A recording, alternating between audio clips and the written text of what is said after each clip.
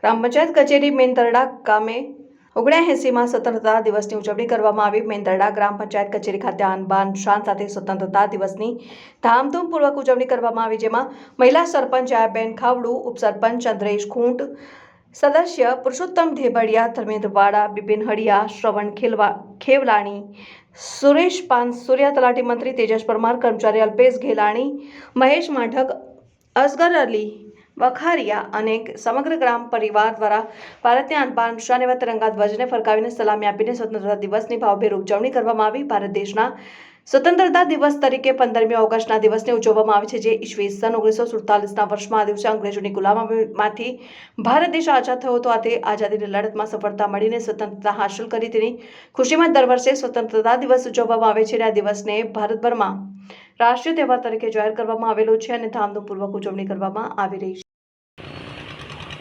79માં સ્વતંત્રતા દિવસ નિમિત્તે મેંદરડા ગ્રામ પંચાયત દ્વારા તમામ સદસ્યશ્રીઓ તથા કર્મચારીગણ હાજર રહી અને ધ્વજવંદનનો કાર્યક્રમ રાખેલ। દેશવાસીઓને આ સ્વતંત્ર પર્વ નિમિત્તે ખૂબ ખૂબ શુભેચ્છાઓ।